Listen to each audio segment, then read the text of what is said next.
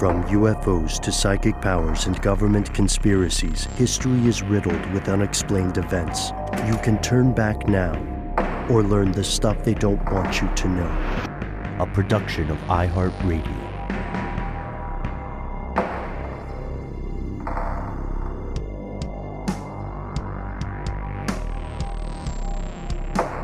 Hello, welcome back to the show. My name is Matt. Our colleague Noel is currently on an adventure but will be returning soon.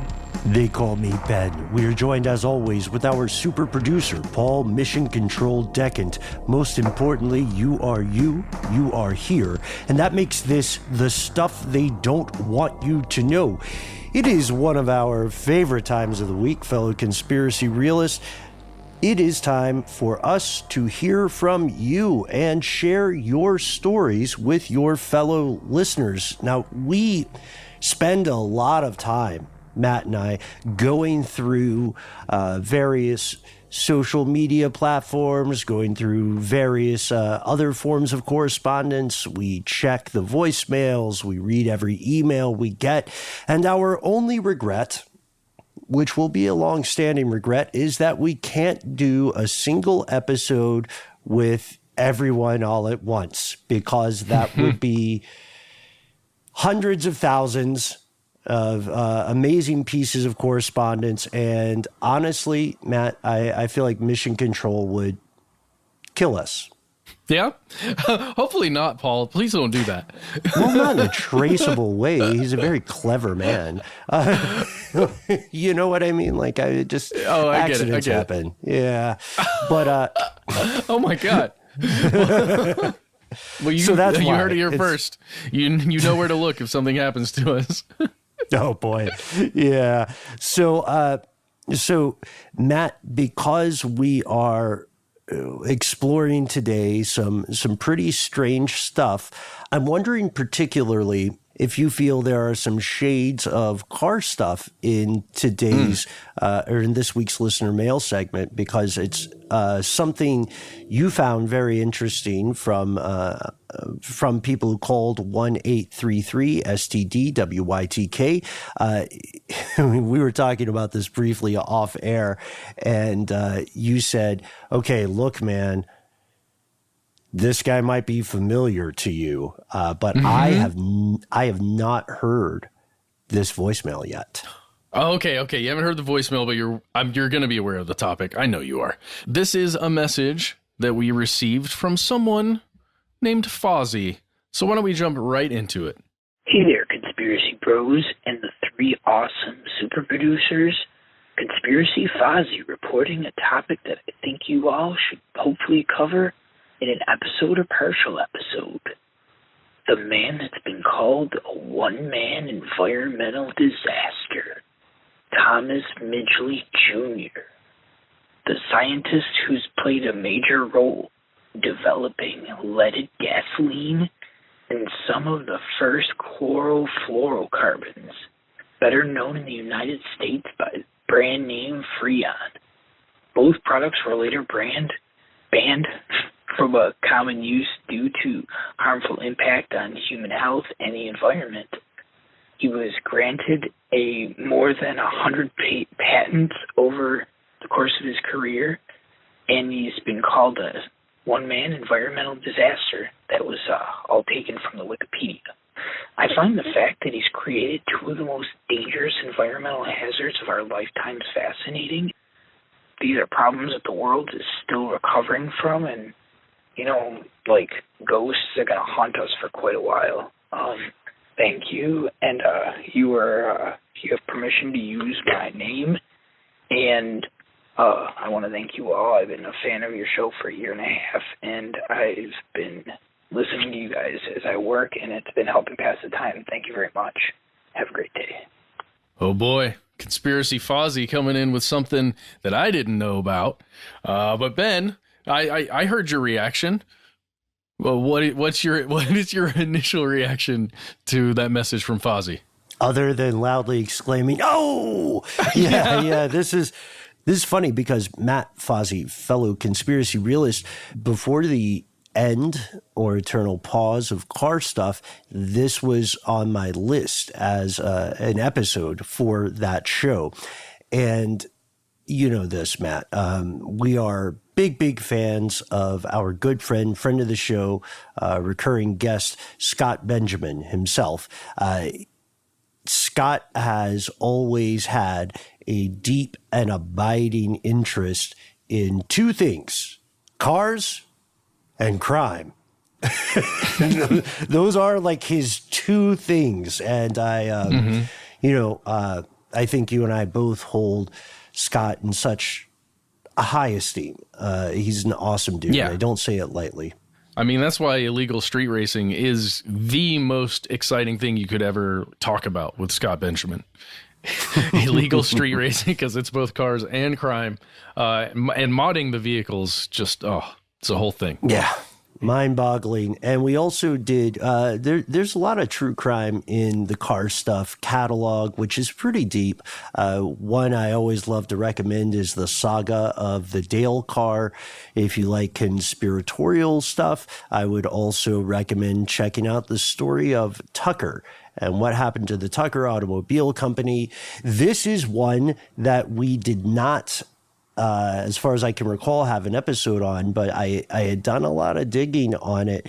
And the way that I got to it, Matt and Fozzie, is that I was going through this phase, you probably remember a number of years ago, man, where I started getting irritated by what I saw as unnecessary signs just all around people's everyday life. Like drug-free school zone implies that there is somewhere at some school a zone that is for drugs, or in particular the idea of unleaded gasoline. Right? Gasoline, the vast majority will not have lead. There are some old engines that need lead additives, right? But in this country, pretty much any gas pump you go to is going to say unleaded gasoline. And at this point, they might as well say something like there is no kryptonite in this gasoline. Just to be clear, in case you were wondering. Well, let's get into that. Let's jump fully into this. Okay, so we're talking about a scientist, a very intelligent engineer and inventor. We're talking about Thomas Midgeley, that is Midgley Jr. It's very important because there is a senior who was also an inventor, I believe, and an engineer. But this is the junior. And this person is born in the 1800s, I think it was 1889, and went to Cornell University and got a degree in engineering and started working for some of the big names in automobiles in the early 1900s. And there was a problem with vehicles around that time. And Ben, I know you got some on this. The problem with these vehicles, because of these internal combustion engines that they had, where there are all these little explosions occurring, moving the pistons up and down, vehicles often had this knocking that would occur. The engine itself would kind of knock around. It was clunky. It's like an old clunker, you might say. And everybody had to deal with it. And the automobile industry was looking for a solution. And old Tommy Midgeley Jr. came along and said, well, I'm going to try a bunch of things, including putting iodine into the fuel mixture, putting other chemicals, like basically going down the periodic table. Like, what if we add this one or that one? And he found a solution, and it was lead. That is why there is now unleaded, what did you say? Unadamantium gasoline. Right. Non-kryptonite, no adamantium. That is Big Oil's promise to you. Yeah, you nailed it, Matt. You nailed it. Engine knocking was a crazy and a real thing. At this point, I think, in time, Midgeley Jr. started working for GM around early 1900s, called 1916, I think. He was trying to figure out what the solution was. He knew the problem was due to the way that gasoline burns, right, in the cylinders of your garden variety internal combustion engine. but he wasn't sure how to like punch it up to get it to be a little bit less knocky, to be a bit less of a clunker, as he said. And as you pointed out, as Fozzie points out, this guy found what he thought was a solution, which was leaded gasoline. And GM was going in the gas game at that time with a proprietary additive. It wasn't just straight up lead, right? It was something called ethyl lead compound. Well, yeah, because they could patent that, right? They could trademark that. Then they can sell it. Because, lead itself, it's not just lead from GM. It's not something you could sell and make a huge profit on. But if you patent it, you put it into a thing that goes into your gas tank. Now there's some money for you. And, GM, as all corporations, profit driven. So they figured out how to do that. Well, and I guess we can, just for the case of this conversation, we can just say what happened to the lead. We took it out. We humans and smart engineers like Midgeley put other things in there. It is now ethanol, correct? So you'll see at the gas pump, largely, at least within the United States, I know for sure, a certain percentage of ethanol will be in that gasoline you're adding to your vehicle. And it's serving the same purpose. Yeah, you might have seen it called flex fuel before. The story of ethanol itself is the story of another, I guess we could call it a conspiracy, the story of big corn, right? And AKA the reason corn syrup is in so many things that Americans consume. You got so much corn, you got to find a way to do something with it, right? The profits must expand. We're going to pause for a word from our sponsors. We'll be right back.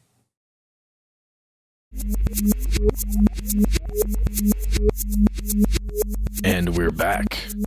The thing about Midgeley, for our purposes here, is this. It's not as if he were just a brilliant mind, unaware of the consequences. This guy was operating in a world where the dangers of lead exposure were already very well known. You might not have maybe thought of it if you were someone just popping around your Model T or whatever, but if you were a chemist, it is, I'll say it, it's not even virtually certain. It's absolutely certain you would know this stuff was poisonous. And Matt, from my understanding, Midgeley Jr. kind of had a rep for working with known poisonous substances. Oh, yeah. Oh, he certainly had a penchant for it. And he himself got lead poisoning due to his work with lead. It's true. He knew that 7 people died from lead poisoning when they were creating the substances, while his work on fuel additives. It was a known thing. He took I think it's described in one of these articles, I think from famousscientists.org. There are several amazing articles if you look up Midgeley.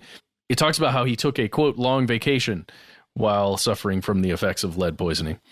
But lead isn't the only thing, as was stated by Fozzie, that Midgeley had a hand in when it comes to, lead in our environment. Oh, there's this other thing, CFCs, also known as chlorofluorocarbons. He also invented a little thing that we call Freon. Again, automobile related. In this case, helps your vehicle's interior and other parts stay cold, which is a much appreciated thing in the summers, especially here in Atlanta. That having a cool car, not necessarily the CFCs, but theoretically an amazing invention that helped everyone until it was in the environment for long enough that we realized, oh, this is bad. Right. Yeah. And this has also led to, not wordplay here, it has led to the death of many dogs, right? It's led to the death of children. It's led to a lot of, I would say, unintended long-term consequences. Midgeley, by the way. Well, do you remember that thing called the ozone layer? Remember that thing? We used to hear about it as kids. Yeah, back in the day. We should check on the ozone layer, don't you think? Let's see how it's doing. It's kind of like looking up somebody on Facebook at this point. Ozone depletion, it's a real thing. Let's talk about the chlorofluorocarbons, though. I think that's where we're going with this, right?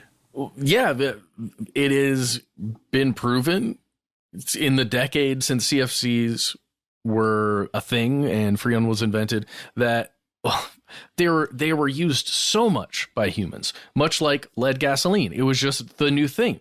These are the new things that work. We're going to use them. So everybody picked it up.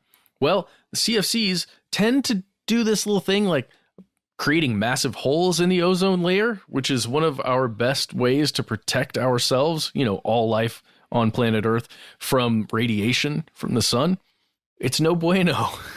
And this is a thing that tends to occur, and we keep seeing history repeat itself, where a brand new, usually chemical invention, something that is patentable, something that can go out there in a free market, and it ends up just causing major detrimental effects on the environment largely, which then affects humans. Agreed, man. And the issue goes back to what's called the tragedy of the commons. If you can make short-term microeconomic gains for something, then why should you be on the hook for the macro level problems posed by this, right? It's a conversation that goes back to the industrial era and the shadow or the specter of the consequences of large-scale fossil fuel use. We know that these problems are fixable, but they require a kind of coordination that the human species simply has no precedent for being capable of. I want to point out, Matt, there's this fascinating article by Susan Fortain on interesting engineering. Thomas Midgeley Jr., the man who harmed the world the most, right? I think that goes to what you were talking about here. In this article, there's a quote from Thomas Midgeley when he is talking to a fellow named Charles Kettering in 1923. This is after he's recovering from lead poisoning. And you heard about this part, right? Like he wanted to demonstrate that gas with lead in it was safe by huffing it. This is a true story. He huffed it for 60 seconds. Yeah. And he's laid up recovering. And he says on this phone call, quote, "Can you imagine how much money we're going to make with this? We're going to make $200 million, maybe even more." I am kind of taking some artistic license with the accent. Well, of course. No, I saw that and I was like, there's no way he said that, because it just seems so evil scientist kind of thing. But no, it's not. It's not evil scientist. It's very straightforward capitalist. So that's not the only experiment he did with one of his own inventions, by the way. He also, after inventing Freon at this convention in 1930, I think it was, 2 years after he invented this stuff, he inhaled a whole bunch of Freon, and there was a lit candle, and he blew out all the Freon to blow out the candle, just to show everybody that he's fine after inhaling the Freon, and the candle went out. It did not burst into flames, so the substance is not flammable. So we're all good. And I guess we thought we were, right? CFC is a little different because it seems like it wasn't as much of a known thing at the time. But correct me if I'm wrong in saying that, anybody listening who knows more about this, because this is just us dipping our toes into this gentleman and his inventions. He really was a pioneer, you know. Oh, yeah. Seemed fine at the time, right? So I know. I can't. but you're absolutely right. Interesting thing about this guy, he did die as a result of his inventions, but maybe not the way some people are thinking. Later in his life, just before he passed, he was suffering from polio and he could not move very well. So he invented this series of pulleys and things that are attached to his body that he could move, and I guess you would say ambulate himself. And apparently he was discovered strangled via the mechanism itself. Like, stuff got wrapped around his neck in a bad way and he passed. And experts were certain this was an accidental death. But I think they were. I think it's an interesting note. It's also as you all know, Matt and I are pretty big fans of the bibliographies on Wikipedia and also the obscure, weird articles. So, Fozzie, as you were mentioning, you cited a Wikipedia article on Midgeley Jr. I hope that if you haven't checked it out, check out another wiki link that is, I believe, in the bio on Midgeley. It's, quote, list of inventors killed by their own inventions. And it's a real thing, and it's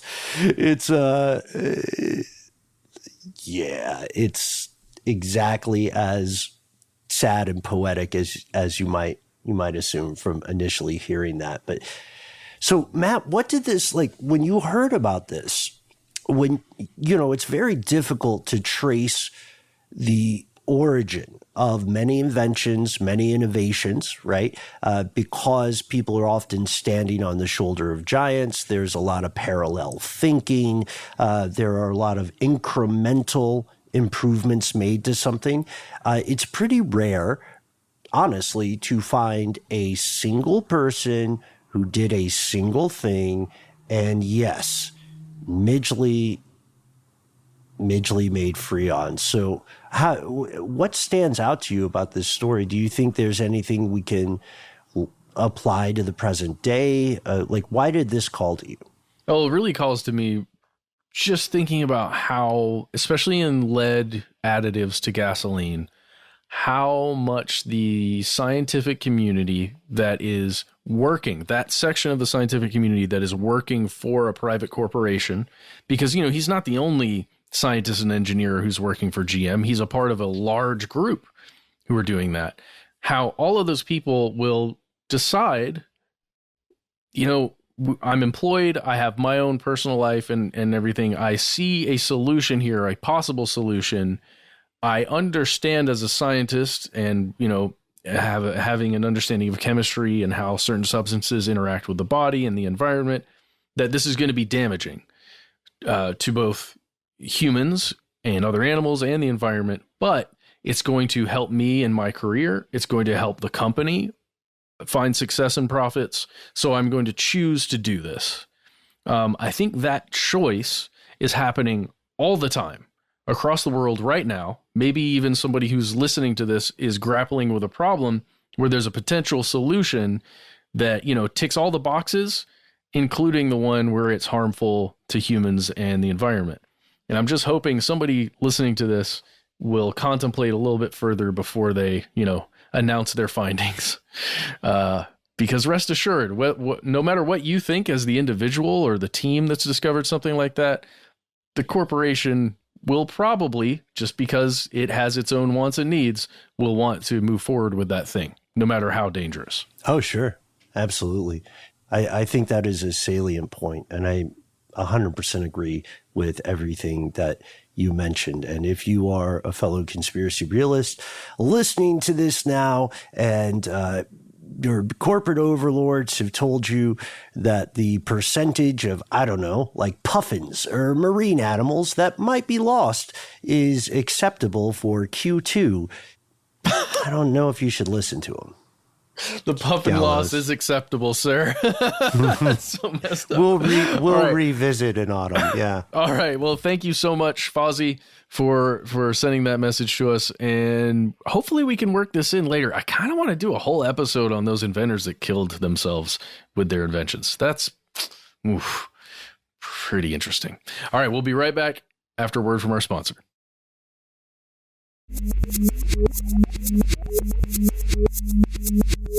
And we have returned with a response to our earlier conversation about the looming overturn of Roe versus Wade, which for any non-U.S. listeners, if you're not aware, Roe versus Wade is the Supreme Court ruling that allows people who can give birth autonomy over their own bodies in that regard. That's probably the best way to put it. And we were, I think, Matt, I think both of us were immensely grateful for all the insightful comments we received, all the correspondence. A lot of our fellow listeners wrote in from the field of medicine. We had philosophers writing in, professors. We had people writing in with their own experiences. And in some cases, many of these people had requested anonymity, right, which we do our best to provide. And from those, we arrived at a conversation with our fellow conspiracy realist, Will. Will has given us permission to use their name, and he sent us the following email. We'd like to share it with you, and then discuss a little bit more about the maybe just like lead poisoning, the long-term consequences of legislation. Will says, greetings. I recently listened to your Strange News segment about the leaked Supreme Court decision on overturning Roe v. Wade and about the potential appeal of Obergefell versus Hodges, which would overturn gay marriage. Will says, as a gay man that has been married for the last 7 years and together for a total of 22 years, this makes me feel very scared and very alone since I have no one in the court that truly represents my voice. Since this Supreme Court case kind of went under the radar, at least for me, it's a very sneaky way to attack human rights. It is almost, and Will says, cue conspiracy noise / music here, if January 6th was a red herring, yeah, there we go, and this was the true coup, or could it be, since they couldn't take away one right on that day, i.e. election, that the far right is slowly stripping away the rights of those who have been traditionally seen as opposing them, for whatever reason. But beside the conspiracy theory, another aspect that is troubling are these things called trigger laws from various states. 13 states have laws that will automatically ban abortion upon the official ruling of the Supreme Court. Now, Matt, this is a little bit of a longer letter. I suggest that we double dragon this thing. You want to hop on the latter half? Jumping in here, a few states already have these laws in place that would overturn gay marriage as well, Mississippi being one and Texas laying the groundwork as well. Like I said, I'm afraid of the future for myself and my partner, but what is scarier is these trigger laws, which have a double meaning. One action causing another action, but also because they can literally kill human rights and even humans. I had never heard of them until recently, and I would love a deeper dive into them. Are they legal? I.e., how can you pass an anti-law law and have it in writing? That's a good question.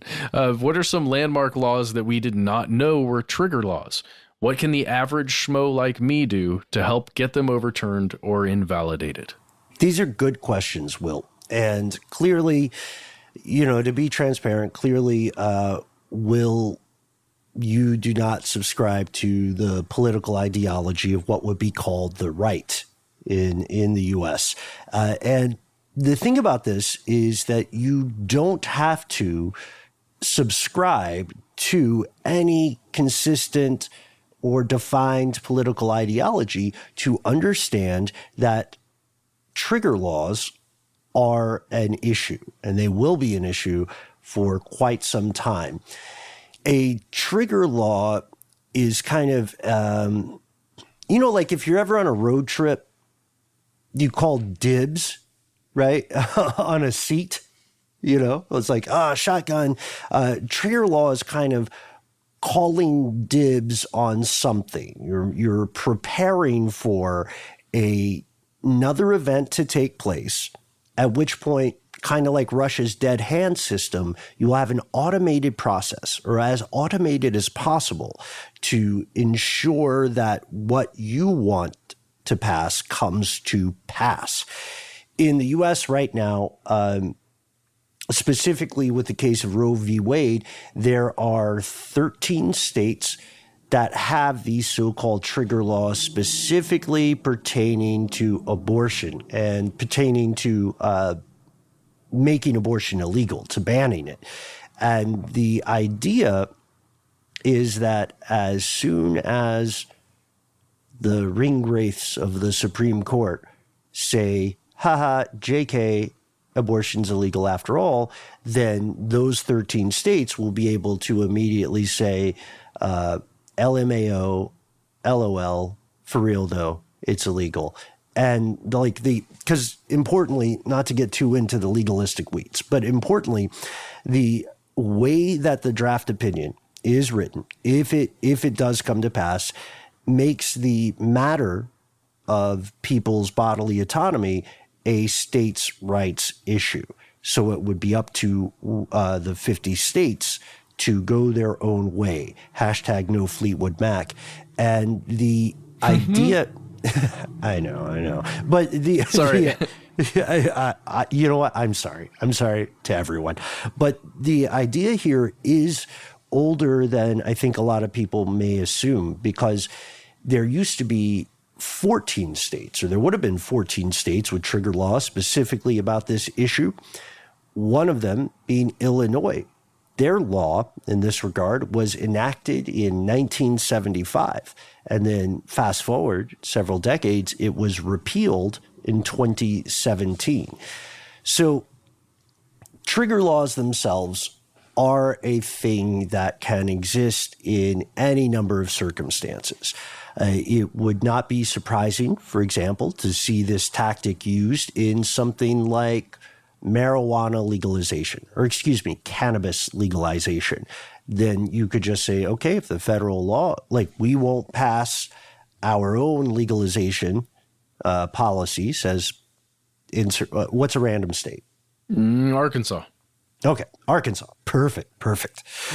You are correct, sir. That is the correct random state we were looking for. So Arkansas maybe doesn't want to straight up say, hey, we're going to make marijuana legal within the state limits of Arkansas, but we're going to have it locked and loaded to be legal as soon as the federal government says, it's up to you all. Do as thou wilt. Mm-hmm. So what I'm saying is trigger laws are an anticipatory thing. They're not inherently sinister, but in this case, they are definitely attempting to remove autonomy from people who can give birth. Yeah. And in states like Arkansas, I just happen to have something open about the Arkansas trigger law that's on the books right now, actually. It is the situations where many of these trigger laws ban abortion or are prepared to ban abortion completely, no matter the circumstances whatsoever. Those are specifically the ones that worry me the most, because it removes all nuance from the possible situations that humans find themselves in. Sorry, that I don't want to soapbox. That feels so dangerous to me. To where it is a yes or no situation. It is illegal no matter what. Right. Yeah. Well said. It is a broad brush, right? And that is a diplomatic way of putting it. And to be clear, Will, everybody listening, a trigger law it's slang. It's like the street name for this kind of tactic. You're making a law that is currently unenforceable, but can be enforceable if just a few things change. Again, it doesn't have to be sinister. You could lock and load any number of unenforceable laws and then just wait. And there's no statute of limitations unless that's baked in the original language. This is, of course, a hot button issue for many, many people. And again, we can't emphasize this enough. They are used for specific political ends, but the tactic, the strategy behind it is apolitical. It is something that can work. And that's the reason these things will be deployed. Now, will this sort of stuff happen? To answer that question, you'd need a little bit of a magic 8-ball or a crystal ball or whatever your methods of scrying may be. But we can say that the Supreme Court and the process of making laws is itself not as set in stone as it may appear, nor as it may be reported. For example, for a non-abortion or non-bodily autonomy kind of legislative move, you can look to Tennessee. Tennessee has recently made camping on public land a felony. And Matt, you and I talked about this a little bit off air, I think, a while back earlier. Was it yesterday? Might have been yesterday. I think it was yesterday. I don't know. The topic was, what constitutes public land in perhaps a city space or in a more populated town-like area. What constitutes public space and what constitutes camping? What could they be trying to control? Right. People who, for one reason or another, one cavalcade of circumstance or another, do not have a permanent address or living space. You'll hear them called the homeless. You will hear them called the unhoused, things of that nature.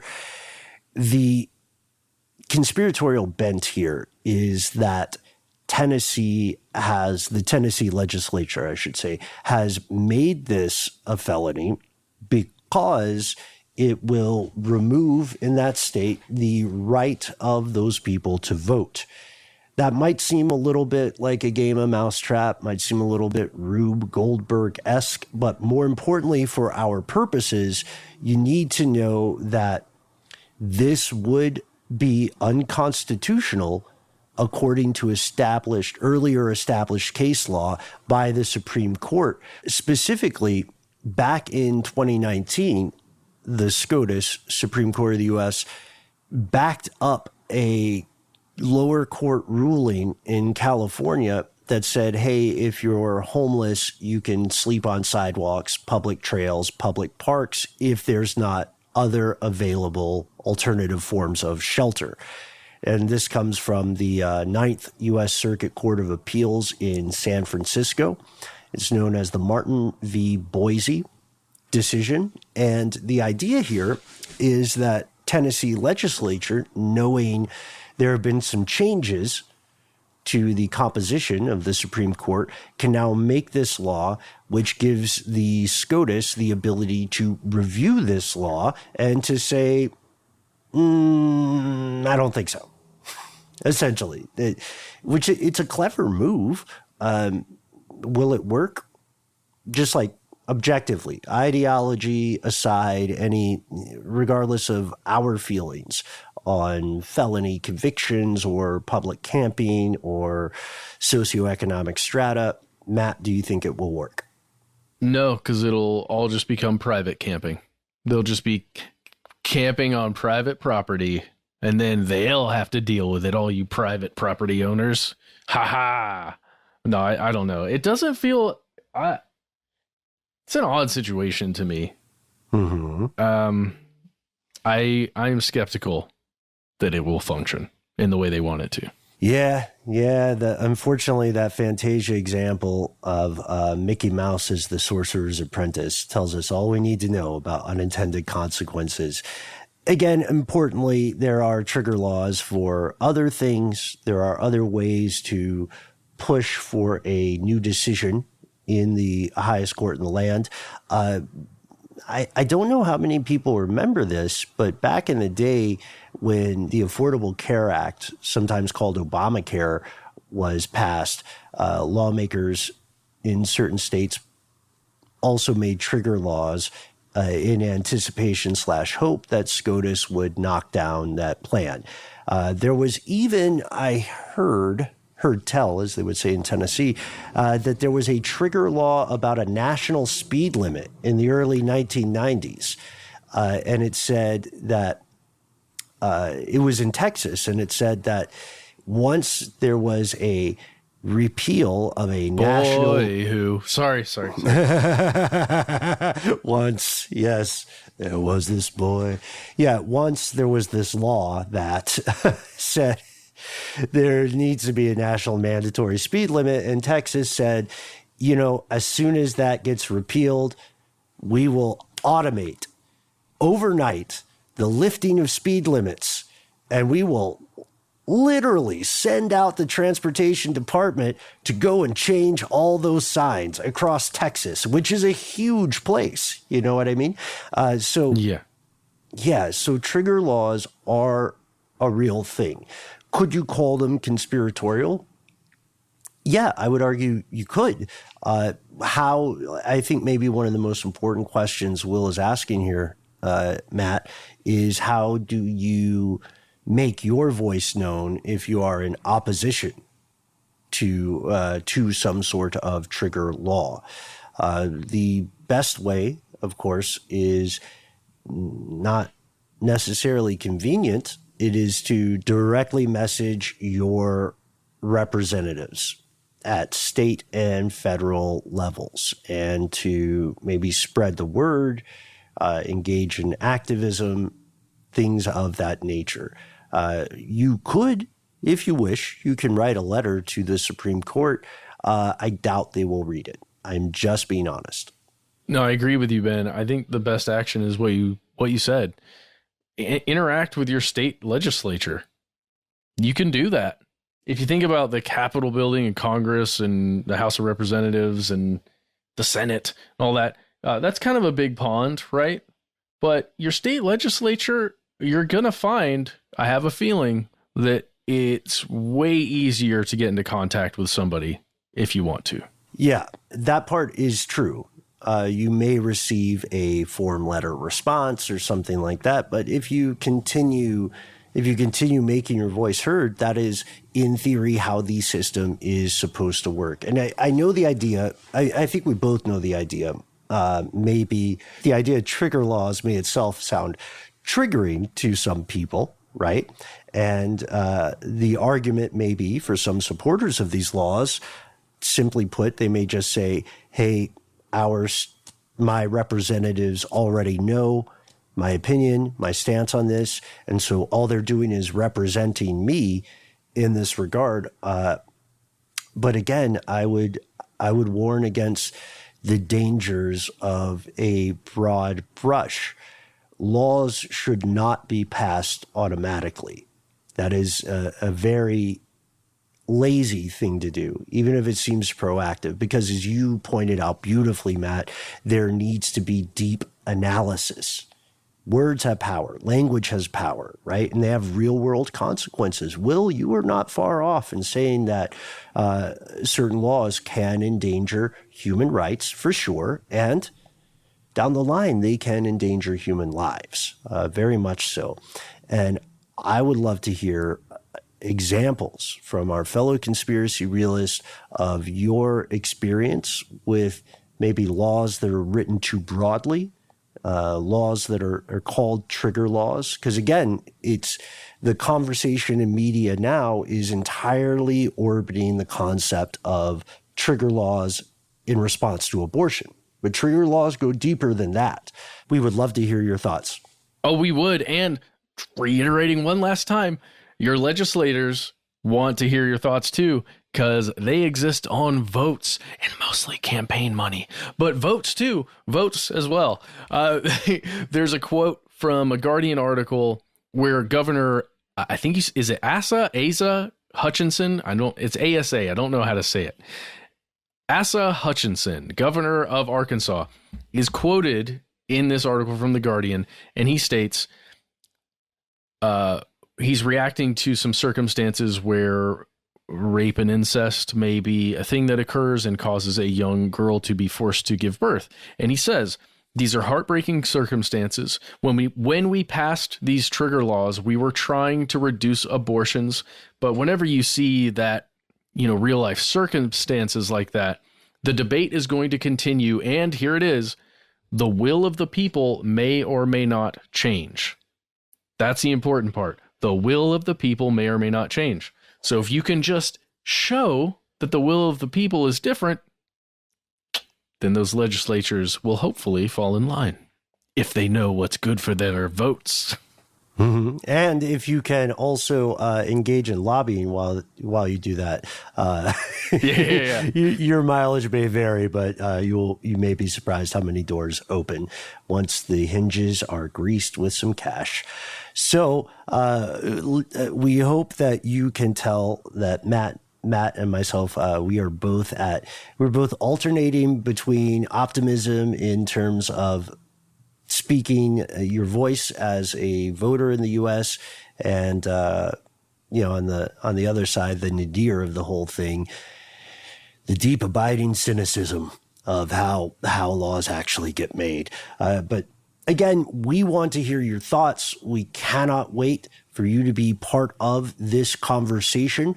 We also would love to hear your input on other inventors who, whether via accident or via insidious design, became very dangerous people. We try to be easy to find online. Facebook, Instagram, YouTube, all the hits, all the good ones. You can also enter our sweepstakes if you want a copy of our upcoming book early. It comes with a poster that Matt, Noel, and yours truly have signed, and some awesome art for the book as well. But you might say, guys, I'm not really a social media person these days. Twitter is a bloodbath and so on. We get it. Out of any other show you listen to, we definitely get the dangers of social media. But say you have a story that you need to tell us, and you need to, more importantly, tell your fellow listeners, we're just a phone call away. That's right. We are 1-833-STDWYTK. When you call in, give yourself a cool nickname. You've got 3 minutes. Say whatever you'd like. And at some point in there, let us know if we can use your voice and message on one of these listener mail episodes. Hugely appreciated. Quick shout-outs, Ben. Cleopatra, Sade, Kay, Jeff, Mick, Seven, Fate, Bright Warrior, Paul Alex, John, Anonymous, whoever you are, another Anonymous, Jack. All of y'all have been calling in. There's so many. And I am behind, I'm sorry to say, but moving forward.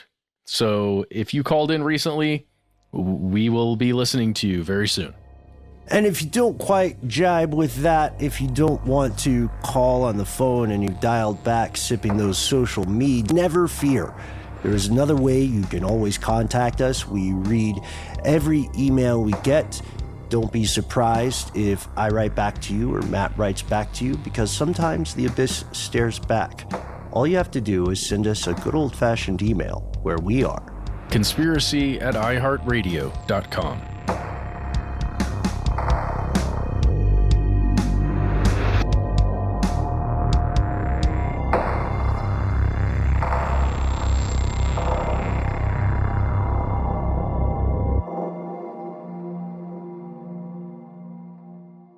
Stuff They Don't Want You to Know is a production of iHeartRadio. For more podcasts from iHeartRadio, visit the iHeartRadio app, Apple Podcasts, or wherever you listen to your favorite shows.